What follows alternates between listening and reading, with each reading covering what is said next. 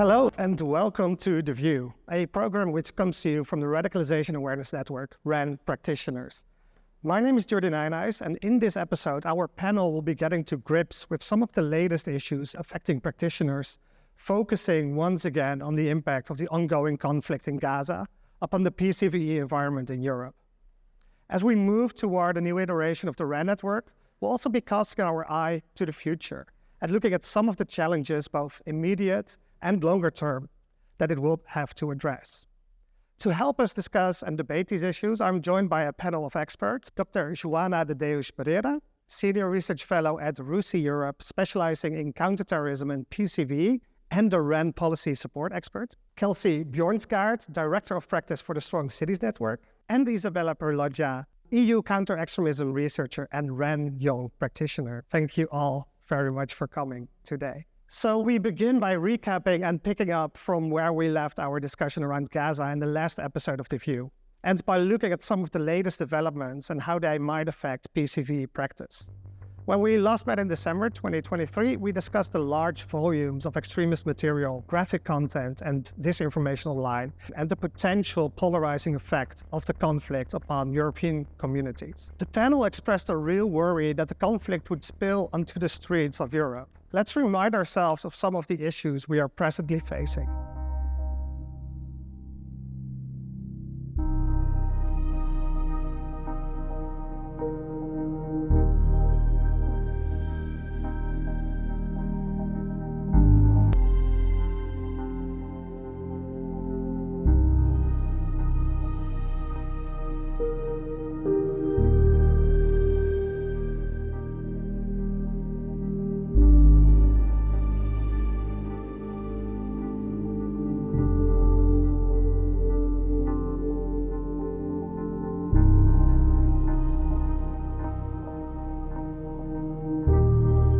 So let me turn now to the panel to help us untangle some of these issues, specifically in the way that they intersect with CVE practice.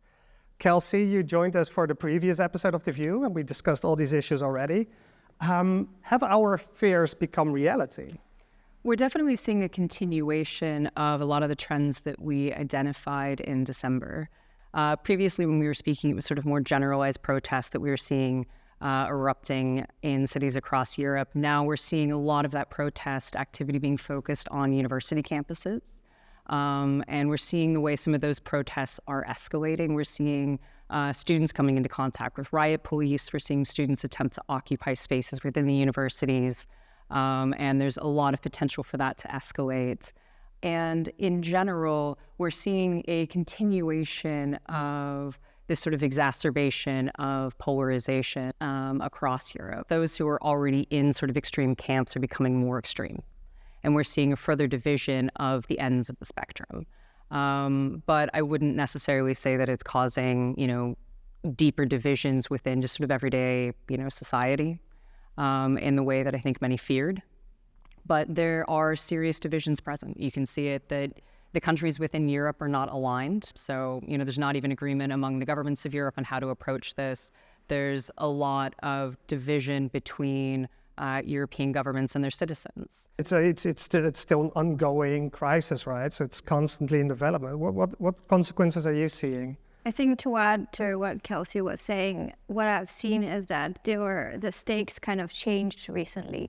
Because in the beginning, in the first weeks, in the first month of the conflict, you could see mass protests, right? In the Middle East, in Europe as well, and the US. There was solidarity for one side to the other. And what I see now, and what I see young people carrying banners with, it's more a focus on supporting either side, but also, especially for pro-Palestine, it's an emphasis on double standards. It's an emphasis on what is justice looking like right now. So I think from the beginning, when it was pure solidarity and looking at preventing a potential genocide, right now it's calling for what are our justice systems looking like and what is humanity looking like, which I think it has higher stakes for violence and it has higher stakes for potential further polarization. And we've also seen more extremist groups trying to hijack these demonstrations. You know, we've seen the Proud Boys in the US, for example, but also pro-Israel activists joining or purposely escalating demonstrations in Amsterdam recently. Are you worried about these aspects? So we are now in the domain of absolute grayness regarding what can happen, because the temperature is very high. And if before we had extremists per se, or individuals more prone to be radicalized or in this path, we have now also mainstream population that is disenchanted with what is happening, as Isabella said, in terms of injustice.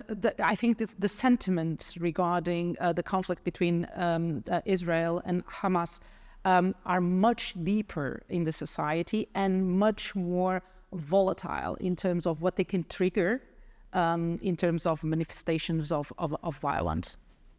And this seems a pretty successful recipe for recruitment as well, right? You know, if the tensions are high, people are more likely to act on those emotions. What kind of signs have you seen of radicalization related to this conflict in Gaza? I think one of the most worrying is if you look at how the conspiracy theories are sort of unfolding, you're seeing a lot of the same narratives and a lot of the same messaging across the ideological spectrum. So the far right, radical Islamists, the far left, obviously it's going to present differently because it is a reflection of very different ideologies, but a lot of the core messaging is the same. You're seeing the exact same conspiracies come out about Jewish power, about Jewish influence, about what actually happened on October 7th. So they're starting to see almost akin to Holocaust denial, either that it didn't happen at all, or you're seeing claims that Israel orchestrated the attack themselves, or that it wasn't in, you know, the numbers that were reported. And then you're seeing emergence of old conspiracies like blood libel. And you're seeing that across the ideological spectrum. And some of these conspiracy theories, while some of them are going to be unpalatable to the majority of the population, some of them probably will resonate a little bit more, especially for those who are concerned with the international response, who see, as Bill said, this perception of unfairness, but also how the conflict in Gaza is talked about in relation to the conflict in Ukraine. I think puts a lot of light on how people are thinking about sort of like Western response and Western values. And anytime you're in a situation where there's a lot of confusion, there's a lot of uncertainty, there's a lot of anger, and you have these conspiracy theories coming in to fill the void, it's an opportunity for people who did not previously hold necessarily extremist beliefs to start listening, where maybe they wouldn't have listened before. So I think we can't say that it immediately is going to trigger recruitment, but it's certainly creating an environment where vulnerable people are more vulnerable, and you're seeing vulnerabilities in people who maybe hadn't shown vulnerabilities before. I think there's a lot of cognitive openings right now around this. And I think it's really important when talking about recruitment to see the way communication is happening to vulnerable and non-vulnerable people, exactly like Kelsey was saying, because looking at Ukraine as well, and looking at Israel, Gaza as well, it's really important to see when you're sitting and having a conversation, trying to have a counter-extremist campaign, for example, or putting out alternative narratives, it's important to realize that you cannot reach some people with those because they are not open, they're not ready to have that conversation. So currently, universities, colleges where these protests are happening are kind of the focal point of these conversations. Educators, but also, the boards of universities are struggling with balancing freedom of speech, freedom of expression, censorship questions. And there are some signs that these protests have a bit more radical or extremist elements in there. So what would your advice be for educators and teachers who are now the focal point of these conversations?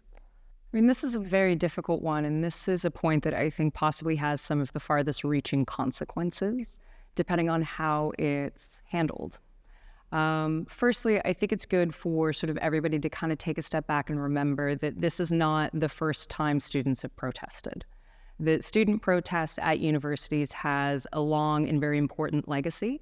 So the fact that there are widespread protests is not in of itself an indication that something is seriously wrong.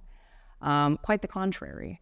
The ability to protest in university, I think, is very important. It's a time in which especially young people can find issues that they care about, and they find ways to, understand and articulate their views on things. It's a really important part of civic development that, if it goes well, leads to much more civically engaged citizens later on.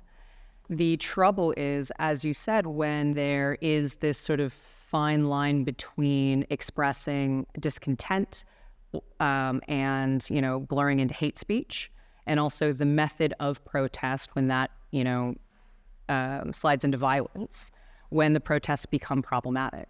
So it's a challenge not only for the educators and for those institutions, but also the local governments and to some extent the national governments to be able to find a response where there is still space for students to protest and to express themselves. So there's several countries that banned pro-Palestinian protests from the beginning, and that's problematic. That's closing off an opportunity for people to express honest and legitimate dissent. But you also have situations where, just last week at the University of Amsterdam, you had students occupying space, building barricades, tearing the roads apart, and coming into direct conflict with police. That's problematic as well. But at the end of the day, if they get the balance wrong, it feeds this resentment and it turns young people away from the idea that they have a say in the way that their city or their country or their institution is run. And it will color their understanding of how democracy functions, and it will color their relationship with the government, possibly for the rest of their lives. And I think it's also important to mention that universities are spaces of critical thinking by nature, and also the spaces that will traditionally form and construct the future leaders as well. So I totally agree with what Kelsey is saying. I think the most problematic point is this red line between freedom of speech, critical thinking, expressing opinions, and then the red line of violence. And the role of educators here, it's a very sensitive one. This also happened, for example, in my own country, in Portugal, where universities were the core hub to fight for democracy. And it's here where universities as critical thinking hubs have a huge power, also a key role. But I do agree with you that I think the point to unbalance, it's quite dangerous to go from what is meant to be freedom of speech and pacific action and expressing opinions to derail into something that has nothing to do with that. I think what I find interesting and important right now is to recognize the prime time for educators to adapt. I think we cannot go on as business as usual right now because of the nature of the situation and what young people need to talk about. And what it would be unfortunate would be for educators around Europe to shut down young people in classrooms, not wanting to talk about the situation because it's taboo or if it's very polarizing. But that very conversation that is polarizing may actually lead to a conducive environment for building peace in the classroom and kind of unifying views and opening up deeper views on this issue rather than contributing to putting them on one side or the other. Not surprisingly, this conflict is also being fiercely contested amongst extremist groups around the world. Following October 7, ISIS and Al-Qaeda have been trying to take advantage of the attack by capitalizing on feelings of injustice caused by the conflict in Gaza and the suffering of Palestinians. There has been a surge in online propaganda calling on audiences to take action to avenge the Palestinians. And on the other side, accelerationalists and other violent right-wing and neo-Nazi groups have come to use October to weaponize anti-Semitism. Earlier, I spoke with Ross Frennett, chair of RAND Communications and Narratives Working Group and CEO of Moonshot, a company that focuses on practical solutions to online threats and harms, with a great emphasis on CVE, and asked him about the global violent extremist threat and how the crisis in Gaza is enabling groups to remain relevant and giving them new purpose. The ongoing conflict in Gaza is a prime example of a global flashpoint. These highly emotive events are often used and abused by violent extremist movements of all kinds to try and divide us, to undermine democratic society, and to advance their aims. Whether it's settler violent extremists in the West Bank attacking peaceful Palestinians, the violent far right using this as a chance to stir up anti-Semitism, or Salafi jihadist groups attempting to find relevance. The common thread that runs through this is that at moments like this, organizations that seek to undermine us, that seek to divide us, that seek to pitch citizens against one another will seize on these things and gleefully spread their own narratives. This is why it's vitally important for violence prevention practitioners to be well-resourced, well-trained, and well-connected at all times, because you can't surge this capacity at moments of global crisis, and you can't know when those moments will arise. The massacre that began the current conflict was something that very few people saw coming. And violence prevention organizations can't suddenly spin up capabilities overnight.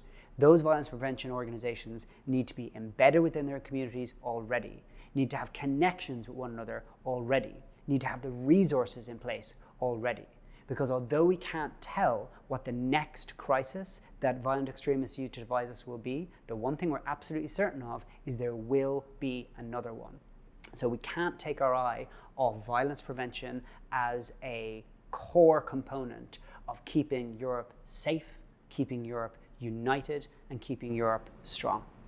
So my question would be, how much of an indication is there that extremist groups are actually leveraging this conflict to recruit or manipulate people? I would say that there is at least a huge margin for these groups to capitalize on what has been happening since October 7. We are learning from several different social media, for example. If you look at what ISIS is doing, what Al-Qaeda is doing, although different regarding Israel, because ISIS, I would say they have a huge gap in their portfolio, that is, they are huge enemies of Hamas. However, they are united or trying to find this overlapping objective. We had news, for example, of Al-Qaeda trying to call for attacks in the final Champions League, for example. We are having spillover effects that have a huge impact in terms of how they can be mimetized even by lone actors, for example. And I think it's really interesting to how ISIS is communicating to the broader public versus to people in their community, because there are two ways. The ways they're communicating through their official pages and news platforms in Arabic. They're against Hamas, but they're kind of aligning with the movement for recruitment purposes. But then also the communication of also Hamas and the others towards the public, the West, let's say, where they use memes and they use artificial intelligence and AI-generated content, funny content, to kind of grab the public. And especially on TikTok, the level of circulated hateful material is huge, and it's becoming mainstream. It's fun things. I think they slide around very fast. So that's a thing to watch out for. And we can see it in the propaganda that's being circulated online. There's been a new sort of campaign from IS calling for open attacks against the West, because of course the conflict between Israel and Gaza is viewed as a conflict between the West and the Muslim world, and that's how they are tying it into a narrative that they've been using for decades. There is a lot of reason to be worried that there may be more violence to come. And the other issues continue to happen. So Middle East conflict continue to happen. So what happened in the October 7th was a trigger for more action, but the conflict itself was still there. I think what Joana was saying is very relevant because it speaks to the prioritization of policy, but also of what we're at the moment focusing on. And I think, sure, we can focus on different things at the same time, but what we see is clear prioritization of different issues at different times. And I think that comes into practice as well, because we do have the Israel-Gaza conflict, we do have the Ukraine-Russia conflict, but we also have what's happening, protests in Georgia right now. We also have what's happening, atrocities happening in Congo and all over the world. So speaking of other priorities and other areas to look into, we see this weird thing happening in far-right groups, that they're both anti-Semitic but also anti-Islam and still want to capitalize on this crisis. What are you seeing in those groups? What kind of things are happening over there? I think it's really characteristic for far-right groups to be very opportunistic. So I think it's innate to them to adapt to whatever is happening for their own agenda and purposes. I mean, you can see in 2014, 2015, the white jihad movement that started and kind of, was supporting ISIS, was trying to extend their global terrorism movement, right? And we had these the white movement from the far right aligning with narratives from the Islamic State organization. So I don't think that's new. I think it's again it's kind of on par with what the far right does to gain the public and kind of look like they know what's happening and they're hearing the people. And they're relevant to the people. I would say that far-right movements have been quite intelligent in taking advantage of synchronization of events that apparently do not have anything to do with each other, but when they happen at the same time, they provoke an enormous discontent amongst mainstream population. For example, if you go back and one of the biggest flagships of far-right groups and even right-wing parties as well, if we go back to the so-called migration wave, they took advantage of the synchronization of events that was already happening, meaning, for example, the economic crisis that Europe was living at the same time, that also overlapped with the migration crisis, and then that create a window of opportunity for these groups to capitalize. And now it's happening exactly the same. So the kind of opportunistic movements Isabel was mentioning, it's intrinsically correlated with a synchronization of events that is happening right now. It has not only to do with the conflict in the Middle East, but also with Ukraine. But at the same time, if you look at the synchronizing point or at the point that unites them together for European Union citizens, for example, it relates to their own living conditions. Where is the money going to? What am I losing as a citizen for the European Union, for example, to support either the war effort in Ukraine or to support, for example, the conflict in the Middle East or anywhere else? Thank you so much. And that just about wraps it up for this episode and actually this series of The View. But before we say goodbye, I would like us to cast our minds a little into the future, given the state of play today.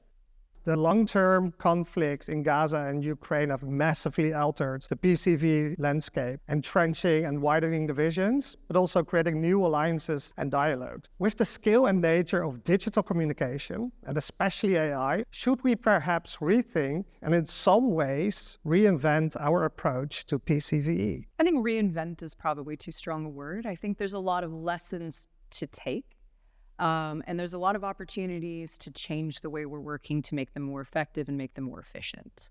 When it comes to technology, so for example, we've been talking a lot about the kinds of narratives and messaging that we see on social media. One of the big changes from, say, 5 years ago is there's been sort of a splintering. It's no longer just a couple of core platforms where you can go in and gather as much data as you can.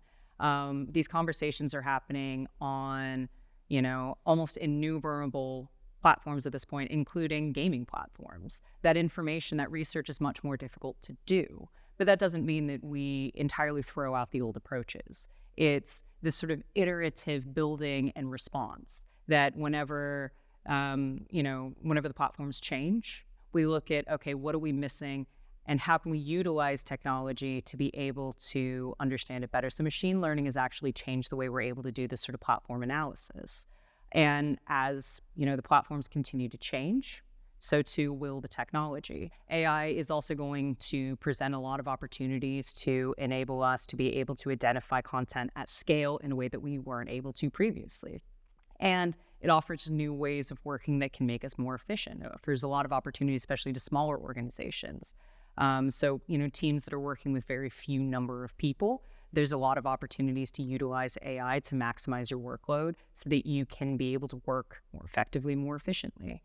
So in all of these technologies, it's not a matter of finding entirely new ways of working. It's about making the small adjustments that allow us to not only live with the technologies, but thrive with them. And I think building on what you were saying, it's a matter of also embracing, or either we embrace it or we disgrace it. And it has been like this since the beginning of the moment where we started to hear about extremism and radicalization. It has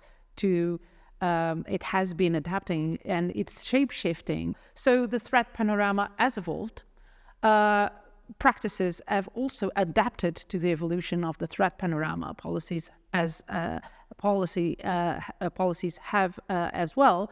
And we have to understand that it's much more efficient and much more important to look at AI as a glass half full rather than a glass half empty. And there is a huge investment, I believe, in future research, specifically to use AI to counter the AI used by extremists. So we discussed this before, that the threat landscape is always evolving, and so is the PCVE landscape, right? We've got some combined years of experience as PCVE practitioners, researchers, policymakers. How radically has the landscape changed over the past years? I think we have a strong foundation in PCV, and I think we have stronger and stronger groups of practitioners and policymakers and researchers and local and national and international kind of cooperation between law enforcement and researchers, between policymakers and researchers.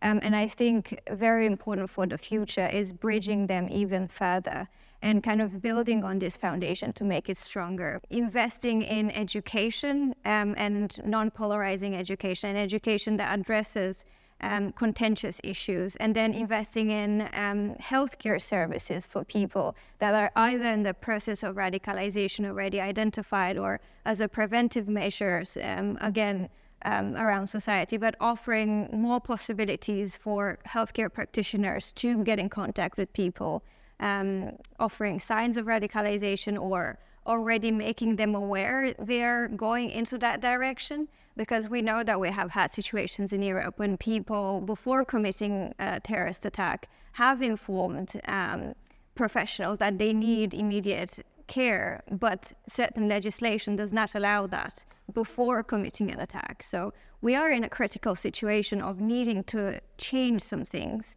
on how we deal with prevention and countering violent extremism. But I think we definitely have the tools. Digital literacy is going to be a really big part of it. Critical consumption is going to be a big part of it. The fire hose will not be turned off. There's probably space, I don't work in policy, so I won't overspeak here, but there's probably space for a little bit more regulation in how reporting is done. But in general, we can't hope that the situation is going to change. So instead, we need to learn how to adapt and live within that new reality. And it's just education. It's education early. It's adult education as well. How do we make sense of all of this constant flow of information? How do we protect our mental health without completely disengaging? Just how do we make sense of things? And that's just going to come back to education, I think, more than anything. There is another dimension that in the age of information we have not mentioned yet. That is the role of public-private partnerships. And, for example, the role of tech companies in accompanying also the policy cycle and also the response to the threat. I think the questions related to, for example, reputational damage can be leveraged and to bring these big tech companies to the dialogue. That has to be done. Because we've got over a decade of the Radicalization Awareness Network right now. Do you think we're in a better position than before because of the work of RAN in Europe? I do not have any doubt regarding that. So the accumulation of knowledge that RAN has gathered over the last decade, I believe 12 years now, it is not only a huge encyclopedia of best practices of knowledge that can give us a refined understanding of what is going on. So I do believe that RAN will continue to coexist and to breed, and everything that was produced in this new phase, the Knowledge Hub, where RAN policy support and RAN practitioners will be brought together. And this will be, again, an adjustment. This will be a new phase. I do believe you cannot erase what RAN has produced, what RAN has constructed. I believe that names will change. People and best practices will definitely be a part of it. I think what I've really appreciated with RAN was the intergenerational collaboration, which I really hope that it spills over to the Knowledge Hub. I think the prevention and counter-terrorism domain, it's quite a high level usually discussion, not penetratable for all actors. Definitely the environment is changing now, but looking back, it was not very accessible to everybody and definitely less accessible to young people. And I'm looking now at how involved young people are in the prevention domain and working with non-governmental organizations and at government level, a representative level, which is huge and is really important because I think young people are going to be I'm sure they're going to be the next generation of prevention workers. And unfortunately, that's all we have time for today. I want to thank our guests for their contributions and their insights. And I want to thank you all for watching.